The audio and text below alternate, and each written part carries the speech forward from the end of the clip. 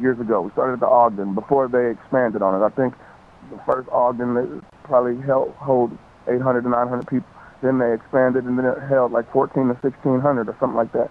And then we had to start selling 2 shows, like Friday and Saturday, because all our fans were gathering. So we moved from the Ogden after so many years to the Fillmore. Fillmore holds like 4,000 if you push it. We sold it out like 8 times in a row, man. That's how we did it. Now, when we come back to Denver, we're doing Red Rock. It's growth. It's about being out there, man, that work ethic, just like you said. Is this your first time doing Red Rocks, by the way? Well, this would be the first time me doing Red Rock as me being the headliner. Right. You know, I did it a long time ago with ICP and Cottonmouth Kings and Bone Thugs and Harmony on the Wicked Wonka tour. That's right. I remember that tour. I remember that. Yeah, years ago, man. So I'll get to be there for myself now. Growth, man. It feels so wonderful. Nice. Which brings me to my last sort of industry sort of question, one that we as pirates always ask. How do you feel about music piracy in the digital age? I love it. I'm going to tell you why I love it. A lot of people say, if you don't buy it, it's stealing, you know what I'm saying? But let me tell you something. I get so much work because of the internet, because of people downloading the music and checking to see if they like it. You know, since there was no way I'd be able to work with an artist by the name of Ceza. Ceza, you spell it C-E-Z-A. He's out of Turkey. There was no way I'd be able to do that. He wouldn't have known about me. We didn't have international distribution way back then. You know what I'm saying? I would never been able to do a song with a guy named Ceza in Turkey, you know what I'm saying, without piracy or without downloading, without the internet, you know what I'm saying? People, they can come from all different walks of life and sample your music or hear your music and say, wow, I'm a fan. So that's why we did the Absolute Power thing. When Absolute Power came out in 2002, I think it was, I don't know, we let people download it for free. That's how much we loved the album and how sure we were about it. And me and Travis were like, we always stood behind this. If you make a quality product, no matter what, they will buy it. We put a lot into our artwork. We put a lot extra into the music, and sometimes we give bonus CDs or DVDs, you know what I'm saying, stuff that people would love to have in their possession. Now, if they download the album and you only have 2 songs on there, they're not going to buy that album. You do quality stuff, stop slouching, and then maybe you'll feel like I feel. There's no way that I could do a song with a guy out of Australia named Fig Kid and did a video and everything. It was the #1 song over in Australia.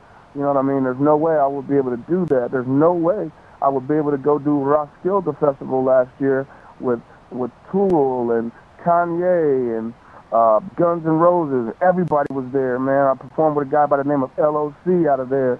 You know what I'm saying? Liam O'Connor, he's really big over there in Denmark, man. There's no way I would have been able to do it if it wasn't for that. Nice. You know what I mean? Yeah, that's funny. I actually know LOC. That's funny. That's crazy. I didn't know that. That's crazy. Yeah. So, on another note, musical note, who else in the underground scene, you know, not just hip-hop, but any music underground, do you feel is making a stronger presence these days, or is coming up in the game, or has always made a strong presence in the game? Man, I'm seeing a lot of new cats coming out, man. Like when you look at the Paid Dues tour, you know, the top name was Atmosphere, then it was me. You know what I'm saying? Then it was Murs. You know what I'm saying? These people are actually grinding. You know what I'm saying? And when I'm on tour and I'm rolling through these towns and I see the marquees and they check N9ne tonight, then Atmosphere next week, everywhere. You know what I'm saying? These guys are hustling, doing that underground role, man, and it's wonderful, man, to see people like that, to see people like Murs, to see people like Slug of Atmosphere come up, to see guys like Tech N9ne and Travis O'Gwen and Chris Calico and Calhoun come up and sell over 1 million copies collectively, independent, man. It's amazing, and it's a blessing to be able to have a forum for that. For sure. So, let's see here. Kibosh.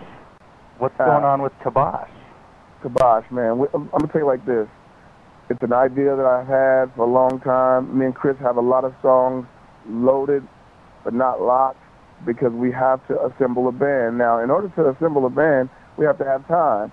What Tech-9 does not have is a lot of time, because I'm always on a tour. We did 3 tours last year, three headlining tours last year. You know what I mean? Right. No time to do it. You know what I'm saying? This year, I have 2 albums coming out. One April 28th, one October 27th. You know what I mean? Now, hopefully, this year, we'll be able. I have a drummer in mind. I have a steel drummer in mind. I have a harmonica player in mind. I have a violinist in mind. I want this to be crazy, man. And it's a stipulation that you have to be in the group, but I won't say it, man. But it stands for killing America's beliefs on society's hood. Like, they don't believe hood cats can rock out this hard. And with that being said, you have to have a hardcore band. You can't be looked upon as, they want to be, they sound like this, they're trying to be like Metallica with those riffs, they're trying to do the Slipknot thing with the speedy drums. No, man, it's got to be our own thing. And with that being said, I have to recruit the right people, and I haven't had time to do it, but I'm going to try my best to lock it down this year. Definitely look forward to that, that's for sure. And yeah, with things like that, you should definitely take your time to make sure you get the right product. Yes, sure. Man, and people have been waiting on it. So every album we try to do a song similar to the direction we would go. I was like, give them a taste of Kibosh. It's more rock feel, you know what I'm saying? To let my fans know that I haven't forgot about Kibosh, and I know they're waiting, you know what I mean? But I'm going to do it. For sure. Chris Calico is really hyped about it. We've been hyped about it for years, man. For years. We've been writing songs for Kibosh for like 4 years or more. Any word on Chris Calico if he's coming out with their second album? We definitely love Genius, that one. Genius is about to drop. He just finished it 2 weeks ago. The album is called Genius. I don't actually know the date, but it's this summer. Nice. And it is totally somewhere else, man. He took it from Vitiligo to this. He took it, you know, you would think, you know, Chris Calico, yeah, he's a really diverse guy, but, man, he went all the way on this one. Genius, man. He really did what he felt, as opposed to, you know, doing something that he feels like will be right for the radio or right for rock and roll or right for rap. No, man, it's just, he just did music, man, and it's all over the world with it. You know what I'm saying? It's everything. Like, we called Vitiligo a roller coaster ride. I don't even know what you want to call this. This is a trip around the solar system or something. I don't know, man. It's just insane. It's called Genius, man. It's coming out this summer. Nice, nice. Along the lines of, you know, we were talking about metal and the hip-hop there. I didn't even realize until recently that Ill Bill's new album was in conjunction with Strange Music. Is that correct? No, we didn't. They didn't do the deal. I think they found something better, I guess. You know really? what I mean? That's a shame. Yeah, and we're still family. La Coca for life. You know what I mean? For sure. I think they signed with a different label, and I wish him the best all day, all night. As a matter of fact, I'm going to see him on the 1st. I think that's tomorrow, isn't it? Yes, it is.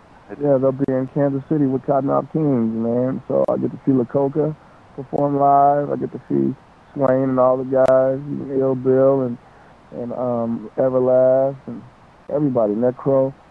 It's going to be wonderful, man. No hard feelings. You know what I'm saying? That's still our family. It's all business, you know? What's that? It's all business. It's all business. It's all business, yeah. Yeah, for sure.